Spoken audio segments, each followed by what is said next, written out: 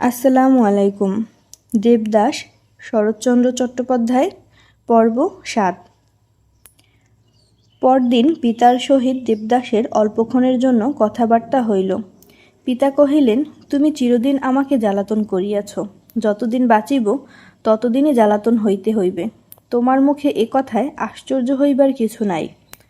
দেবদাস নিঃশব্দে অধোবদনে বসিয়া রহিল। পিতা কহিলেন, আমি ইহার ভিতর নাই, যা ইচ্ছা হয় তুমি ও তোমার জননীতে মিলিয়া করো। দেবদাসের জননী এ কথা শুনিয়া কাঁদিয়া কহিলেন, বাবা, এত আমার অদৃষ্টে ছিল।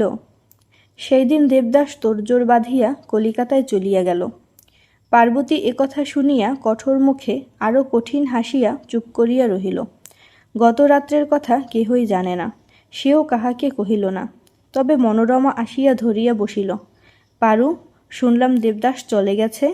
হ্যাঁ, তবে তোর উপায় কি করেছে? উপায়ের কথা সে নিজেই জানে না, অপরকে কি বলিবে। আজ কয়দিন হইতে সে নিরন্তর ইহাই ভাবিতেছিল, কিন্তু কোনো ক্রমেই স্থির করিতে পারিতেছিল না যে তাহার আশা কতখানি এবং নিরাশা কতখানি। তবে একটা কথা এই যে, মানুষ এমনই দুঃসময়ের মাঝে আশা নিরাশার কুলকিনারা যখন দেখিতে পায় না, তখন দুর্বল মন বড় ভয়ে ভয়ে আশার দিকটাই চাপিয়া ধরিয়া থাকে। যেটা হইলে তাহার মঙ্গল, সেইটেই আশা করে। ইচ্ছায় বা অনিচ্ছায় সেই দিক পানেই নিতান্ত উৎসুক নয়নে চাহিয়া দেখিতে চাহে। পার্বতীর এই অবস্থায় সে কতকটা জোর করিয়া আশা করিতেছিল যে কাল রাত্রের কথাটা নিশ্চয়ই বিফল হইবে না। বিফল হইলে তাহার দশা কি হইবে, এটা তাহার চিন্তার বাহিরে গিয়া পড়িয়াছিল। তাই সে ভাবিতেছিল, দেবদাদা আবার আসিবে, আবার আমাকে ডাকিয়া বলিবে, পারু, তোমাকে আমি সাধ্য থাকিতে পরের হাতে দিতে পারিব না।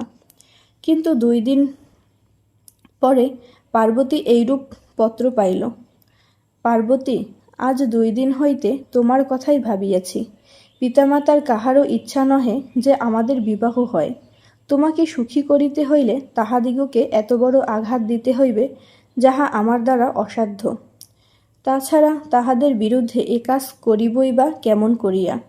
তোমাকে আর যে কখন পত্র লিখিব, আপাতত এমন কথা ভাবিতে পারিতেছি না, তাই এ পত্রেই সমস্ত খুলিয়া লিখিতেছি। তোমাদের ঘর নিচু, বেচাকেনা ঘরের মেয়ে, মা কোনো মতেই ঘরে আনিবেন না, এবং ঘরের পাশে কুটুম্ব, ইহাই তাহার মতে নিতান্ত কদর্য। বাবার কথা সে তো তুমি সমস্তই জানো। সে রাত্রের কথা মনে করিয়া বড় ক্লেশ পাইতেছি, কারণ তোমার মতো অভিমানিনী মেয়ে কত বড় ব্যথায় যে সে কাজ পারিয়াছিল সে আমি জানি। আর এক কথা, তোমাকে আমি যে বড় ভালোবাসিতাম তাহা আমার কোনোদিন মনে হয় নাই। আজিও তোমার জন্য আমার অন্তরের মধ্যে নিরতিশয় ক্লেশ বোধ করিতেছি না। শুধু এই আমার বড় দুঃখ যে তুমি আমার জন্য কষ্ট পাইবে।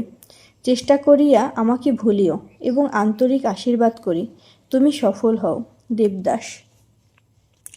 পত্রখানা যতক্ষণ দেবদাস ডাকঘরে নিক্ষেপ করে নাই, ততক্ষণ এক কথা ভাবিয়াছিল, কিন্তু রওনা করিবার পরমুহূর্ত হইতেই অন্য কথা ভাবিতে লাগিল। হাতের ঢিল ছুড়িয়া দিয়া একদৃষ্টে সেই দিকে চাহিয়া রহিল। একটা অনির্দিষ্ট শঙ্কা তাহার মনের মাঝে ক্রমে ক্রমে জড়ো হইতেছিল। সে ভাবিতেছিল, এ ঢিলটা তাহার মাথায় কিভাবে পড়িবে, খুব লাগিবে কি, বাঁচিবে তো?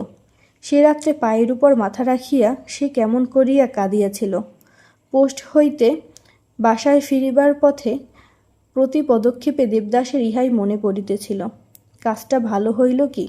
এবং সকলের উপরে দেবদাস এই ভাবিতেছিল যে পার্বতীর নিজের যখন কোনো দোষ নাই, তখন কেন পিতামাতা নিষেধ করেন?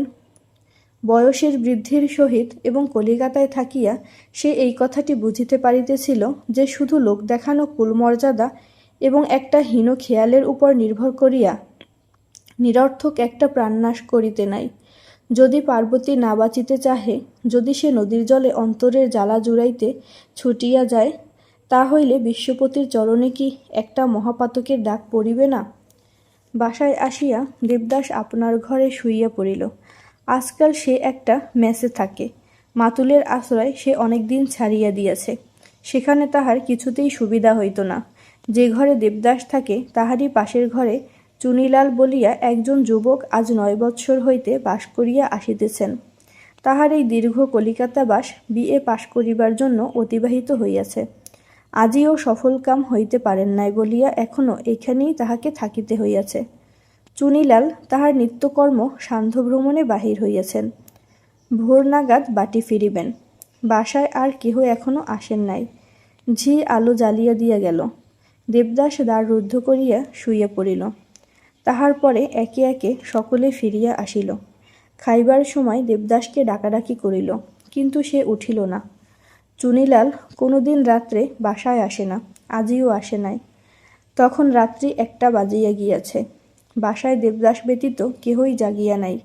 চুনিলাল গৃহ প্রত্যাবর্তন করিয়া দেবদাসের ঘরের সম্মুখে দাঁড়াইয়া দেখিল দ্বার রুদ্ধ, কিন্তু আলো জ্বলিতেছে। ডাকিল, দেবদাস, কি জেগে আছো নাকি হে? দেবদাস ভিতর হইতে কহিল, আছি। তুমি এর মধ্যে ফিরলে যে? চুনিলাল ঈষৎ হাসিয়া কহিল, হ্যাঁ, শরীরটা আজ ভালো নেই বলিয়া চলিয়া গেল। কিছুক্ষণ পরে ফিরিয়া আসিয়া কহিল, দেবদাস, একবার দ্বার খুলতে পারো? পারি। কেন? তামাকের জোগাড় আছে? আছে বলিয়া দেবদাস দ্বার খুলিয়া দিল। চুনিলাল তামাক সাজিতে বসিয়া কহিল, দেবদাস, এখনো জেগে কেন? রোজ রোজই কি ঘুম হয়? হয় না। চুনিলাল যেন একটু বিদ্রূপ করিয়া কহিল, আমি ভাবতুম তোমাদের মতো ভালো ছেলেরা কখনো দুপুর রাত্রের মুখ দেখেনি। আমার আজ একটা নতুন শিক্ষা হলো। দেবদাস কথা কহিল না। চুনিলাল আপনার মনে তামাক খাইতে খাইতে কহিল, দেবদাস, বাড়ি থেকে ফিরে এসে পর্যন্ত যেন ভালো নেই। তোমার মনে যেন কি ক্লেশ আছে। দেবদাস অন্যমনস্ক হইয়াই ছিল, জবাব দিল না। মনটা ভালো নেই না হে? দেবদাস হঠাৎ বিছানার উপর উঠিয়া বসিল। ব্যগ্রভাবে তাহার মুখপানে চাহিয়া বলিল, আচ্ছা চুনিবাবু, তোমার মনে কি কোনো ক্লেশ নেই? চুনিলাল হাসিয়া উঠল, কিছু না। কখনো এ জীবনে ক্লেশ পাওনি? এ কথা কেন? আমার শুনতে বড় স্বাদ হয়। তাহলে আর একদিন শুনো। দেবদাস বলিল, আচ্ছা চুনি, তুমি সারা রাত্রি কোথায় থাকো? চুনিলাল মৃদু হাসিয়া কহিল, তা কি তুমি জানো না? জানি, কিন্তু ঠিক জানি নে। চুনিলালের মুখ উৎসাহে উজ্জ্বল হইয়া উঠিল। এসব আলোচনার মধ্যে আর কিছু না থাক, একটা চক্ষু লজ্জাও যে আছে, দীর্ঘ অভ্যাসের দোষে সে তাহাও বিস্মৃত হইয়াছিল।